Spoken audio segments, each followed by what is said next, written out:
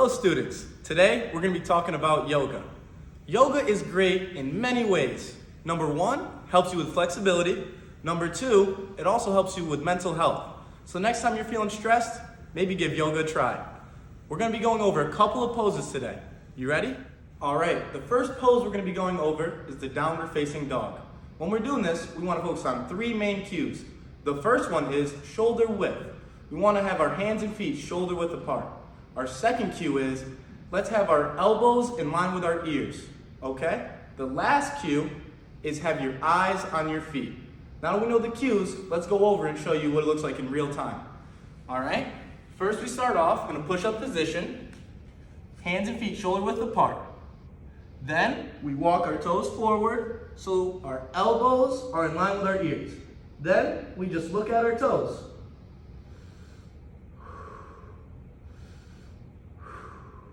All right, let's take another look at that. All right, from a new angle now. Once again, hands and feet shoulder width apart. Slowly walk our feet forward and put our elbows in line with our ears, and we just look at our toes.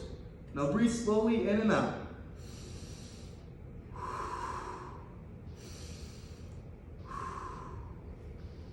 Easy enough? Now we're ready for our second pose, and that's gonna be the upward facing dog. There's three cues we need to remember with this one. First, hands. We want our hands by our chest, okay? The second, lift. We want to lift our upper chest off of the ground and extend our torso. The third, eyes. We want our eyes to be looking at the ceiling. All right, let's give it a try. Once again, we're going to start off in a push-up position with our hands right by our chest.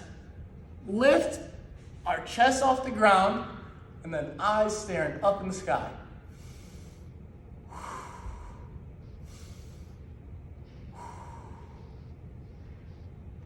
All right, let's look at that from another angle, now from the side.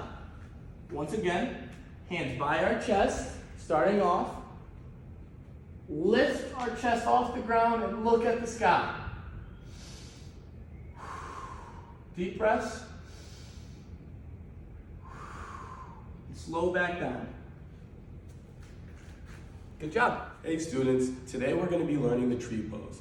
So the tree pose has a couple cues to it, but first what we're going to do for the first step is we're going to have our feet both planted firmly on the ground, shoulder width apart.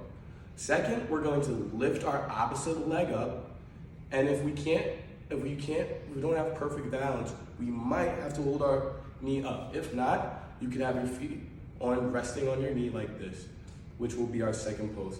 Third, we're going to breathe and repeat.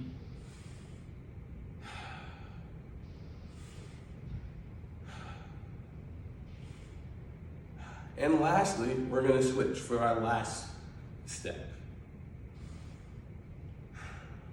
It's very important to, when you're doing this pose, that you need to be breathing thoroughly. Breathe and repeat. All right, students, the next pose we're going to be learning is the lotus pose.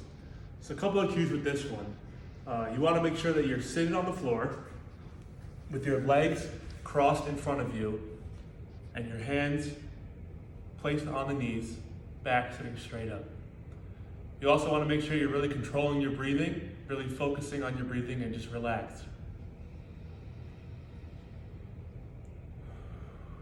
In through the nose, out through the mouth.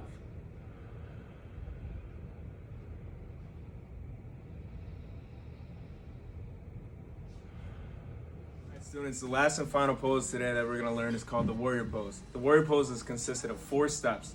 The first step, you're supposed to have your feet close together, hands on your sides, deep breath in,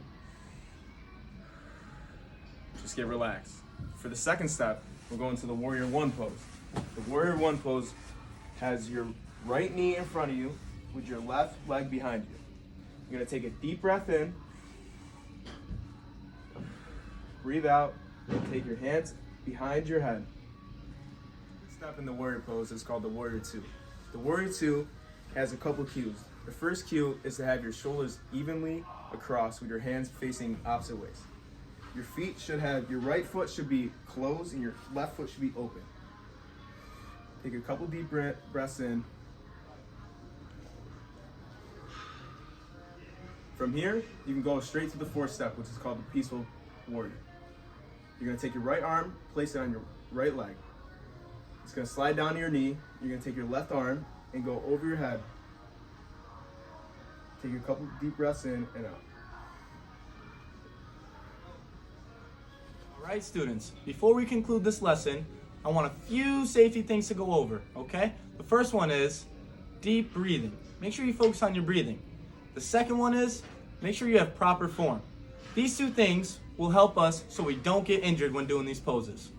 Now, yoga can be done from all age groups, but the poses we went over today should be done by ages 13 to 14, specifically 8th graders and up, okay?